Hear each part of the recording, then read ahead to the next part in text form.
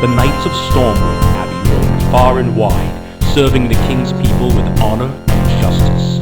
The well-trained armies of the king maintained a lasting peace. Then came the Orcish hordes. Hello everybody, today I'm talking about the Warcraft movie. I just finished watching it about 20-25 minutes ago, so I'm going to go into a non-spoiler review first, and then I'm going to spoil everything. So to kick off the non-spoiler part, I'm just going to flat out say this.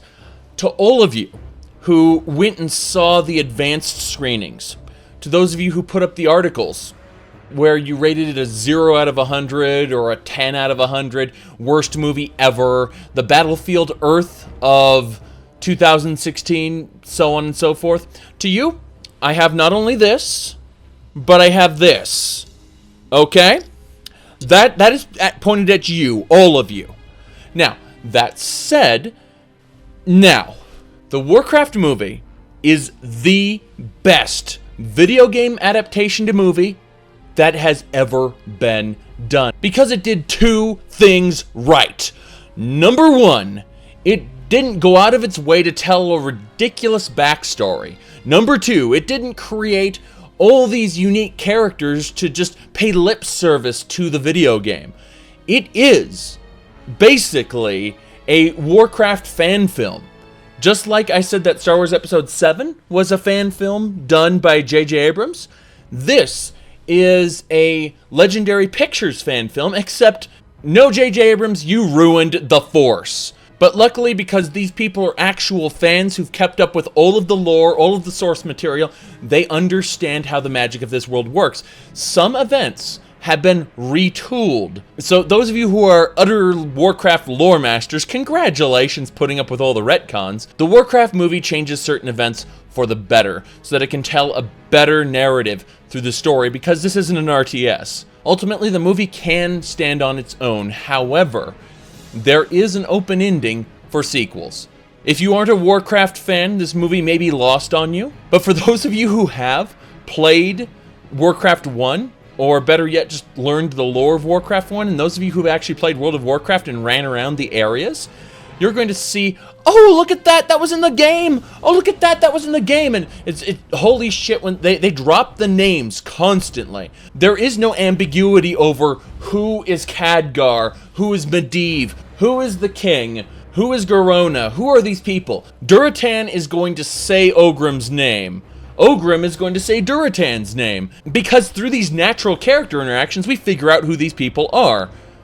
Now, if you don't know who these people are, you aren't going to get that sudden, holy crap, it's that guy! Now, as for the cinematography and the general in-combat scenes, I have never, ever seen in an action movie like this, and that's Lord of the Rings included, such a solid set of action.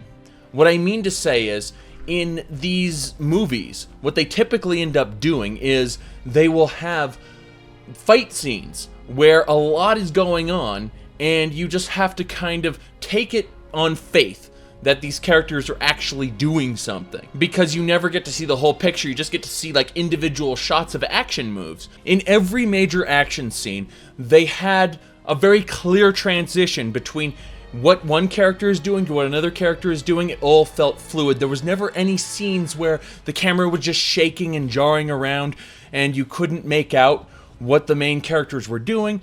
Everything was clear and fluid. When one of the human characters is fighting one of the Orcish characters, you can clearly see every single move of action. Whereas in movies like Lord of the Rings, you just have to take it on faith that something is actually being accomplished, and it was very disappointing. And in most action movies, it just simply is disappointing because they want to show the characters and have them do a little quip or something like that. That doesn't happen during combat in this. In this, the fight scenes matter. And there are few, yes. I would say that the story is more character-driven than anything else, but just simply put, comparing it to something like Lord of the Rings is unfair, and if you are not a Warcraft fan, you're probably not going to get it. Alright, so let's go to spoiler territory, everybody. 3, 2, 1. They changed Draenor a bit. Draenor is a dead world now. Instead of having it destroyed in the Warcraft 2 expansion pack, it's pretty much destroyed now. And that's because they needed to introduce And that's because they wanted to have a driving force to get the Horde into Azeroth while still having some of the Horde good and some of the Horde evil all working for the same purpose of finding a new home for their people.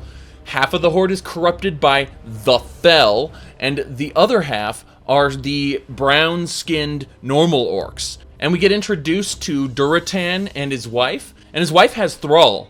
And Thrall is stillborn, so Gul'Dan puts the Fel into him to revive him. The Fel makes orcs stronger, but it also corrupts them, and it corrupts the land itself and pretty much kills everybody. And so there's a rift between the different characters in the Horde. The Horde has all this infighting going on. And then you get the humans, who they're just trying to defend the land they got, while the Horde comes marching in, destroying places like Westfall, for instance. And yes, we see a little Harvest Reaper sitting there as they're killing the people of Westfall. When they're going through Elwyn Forest, you see a Murloc going, it's freaking awesome. Lord Lothar is the badass he needed to be. Garona Half-Orson, that is the half-Draenei, half-Orc, who killed King Lyane during Warcraft 1 when Stormwind was being destroyed. Runners have arrived and informed you of grave news. King Lyane lies dead this day, assassinated by the treacherous Garona. She kinda does still kill King Lyane, but she has a reason for doing it. She isn't magically possessed into doing it like she was before, and so she's kind of like a good character in Gul'Dan's army. Again, they did a great job at making the characters sympathetic. Now, they reveal Khadgar as a guy who was a candidate to become the next Guardian, and he betrayed his oath, made him a little upstart, and nobody trusts him. He brings attention to the Fel and all of this. And Medivh starts out as the Guardian who's going to save everybody, even though he's actually the one who invited the orcs in the first place. The evil warlock Medivh has begun draining the soul of the land itself to increase his dark powers. You must take a party into his tower and destroy him before he summons enough energies to devastate all who would oppose him. And Medivh comes across that, and then they have a big fight as he starts transforming into Sargeras. They don't tell you he's transforming into Sargeras. So Khadgar basically traps Sargeras under this huge rock, and he starts sucking the Fel out of him. And Lothar's looking scared because he thinks that Khadgar's going to get possessed by the Fel, but Khadgar spoke to the ghost of the previous Guardian, Medivh's mother, and figured out how to basically purge the Fel from his body. So Khadgar turns all of the Fel energy back unto itself and purifies it. And this is the perfect moment when they should have turned Khadgar's hair white. He was supposed to age prematurely as a result of killing Medivh, and it just didn't happen. And that's, I know they want to put Khadgar in the next movie, but, you know, I felt like him aging should have been a good part of the movie, and it wasn't. It was kind of disappointing. Now, what wasn't disappointing is the fact that Stormwind wasn't destroyed. I don't feel that Stormwind needed to be destroyed for the plot to progress, because the next movie has everyone at Stormwind basically forming the Alliance. So instead of everyone getting pushed up to Lordaeron and Cosmodan getting destroyed, we're going to see a slightly different Warcraft 2, where there's a fully formed alliance versus a demonic horde. And they definitely made room for Thrall to be discovered by Lord Blackmore and become the Thrall in the story. All in all, I feel like this movie could have stood on its own, but definitely will work as a trilogy.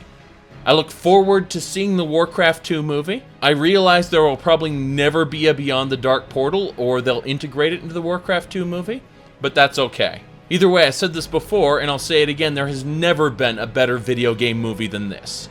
It's an adaptation, yes. Things have been changed, yes, but they've been changed for the better, because certain characters who didn't have motivation before now have personal motivation, and everything was just set up brilliantly. Either way, I don't give numerical scores, however, anything below a 75% would be criminal. And that's why, to quote Garfield the cat in one of his little comic strips, anyone who rates this movie a 0 should be dragged out into the street and shot. Should be dragged out to the street and shot. Yes, I am a Warcraft fan. Yes, I am horribly biased. And yes, this is just my opinion, but if any movie made in the past few years needs to have a sequel, it's this one. This has been Zarek Sahakran, and y'all have a good one.